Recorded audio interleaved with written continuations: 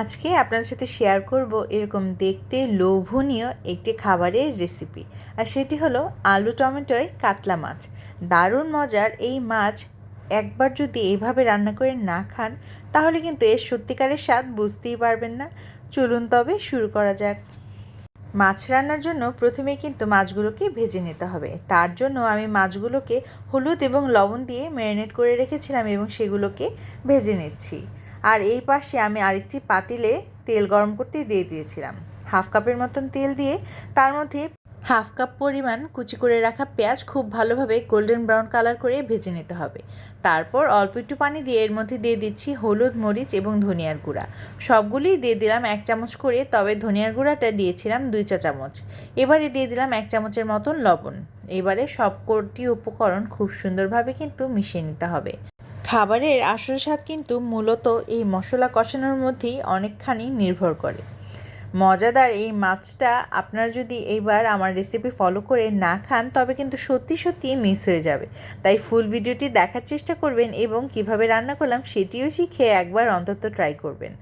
আর যারা ট্রাই করবেন তারাও কিন্তু আমার সাথে কমেন্ট বক্সে অবশ্যই শেয়ার করবেন।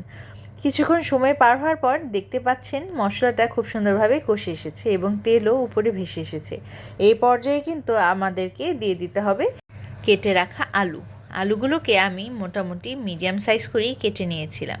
আপনারা আপনাদের পছন্দ অনুযায়ী যে কোনো শেপেই দিতে পারেন, তবে একটুখানি ছোট হলে সিদ্ধ হতে খুব সুবিধা হবে। এবারে আলুগুলোকে খুব সুন্দরভাবে মশলার সঙ্গে মিশিয়ে নিতে হবে এবং এই পর্যায়ে আলুগুলোকেও কিছুক্ষণের জন্য এই মশলাতেই কষিয়ে নিতে হবে। খুব সুন্দরভাবে কষে যাওয়ার পর কিন্তু পানি অ্যাড করবেন। এই পর্যায়ে কিন্তু কোনো ধরনের পানির কোনোই প্রয়োজন নেই। মশলাটার মধ্যে এই আলুটাকে খুব সুন্দরভাবে কিছুক্ষণ সময় ধরে কষিয়ে নিতে হবে, তাহলেই কিন্তু এই মাছের খাবারের স্বাদ খুব বেশি বেড়ে যাবে।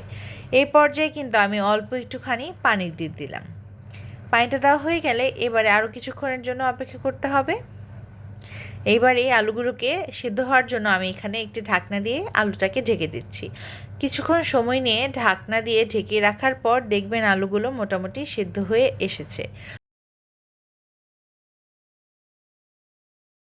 এই পর্যায়ে আরও কিছুক্ষণের জন্য একটুখানি নাড়াচাড়া দিয়ে এর মধ্যে দিয়ে দিলাম পরিমাণ মতন পানি। খুব বেশি পানির কিন্তু একেবারেই প্রয়োজন নেই। ঢাকনাটা দিয়ে ঢেকে আবার কিছুক্ষণের জন্য আলুগুলো সেদ্ধ করে নিলাম এবং এই পর্যায়ে আরও কিছু পানি অ্যাড করে দিলাম। এটাই কিন্তু ফাইনাল পানি হতে যাচ্ছে। প্রায় 2 কাপের মতন আমি পানি ব্যবহার করছি। যে কোনো খাবারেরই রঙটা কিন্তু সুন্দর হলে দেখতেও ভালো লাগে আর খেতেও মনে হয় কয়েক গুণ বেশি ভালো লাগে। আমার ক্ষেত্রে তো এই জিনিসটি প্রযোজ্য। আপনারা কি কেউ আছেন আমার দলে সেটি কিন্তু অবশ্যই জানাবেন। এই পর্যায়ে আমি এখানে ভেজে রাখা মাছগুলো দিয়ে দিচ্ছি। আজকে আমি কাতলা মাছই ব্যবহার করছিলাম। আপনারা চাইলে যে কোনো মাছই ব্যবহার করতে পারেন। এবারে আমি দিয়ে দিচ্ছি টমেটো। একটা বড় সাইজের টমেটোকে আমি 4 টুকরো করে কেটে নিয়েছিলাম। এখানে মোট 3টি টমেটো আমি ব্যবহার করছি এবং 3টি কাঁচামরিচ দিয়ে এবারেও একটি ঢাকনা দিয়ে ঢেকে দিলাম। কিছুক্ষণ সময় ধরে রান্না করে নিলেই দেখবেন আপনাদের মাছ কিন্তু একেবারেই তৈরি। আর তখন কিছু ধনেপাতা কুচি দিয়ে আর 2 মিনিটের মতো চুলায় ঢেকে বসিয়ে রাখলেই তৈরি হয়ে যাবে আজকের মজাদার আলু টমেটোয় কাতলা মাছ। কেমন লাগলো আজকের রেসিপিটি কমেন্ট করে জানাতে কিন্তু একেবারেই ভুলবেন না।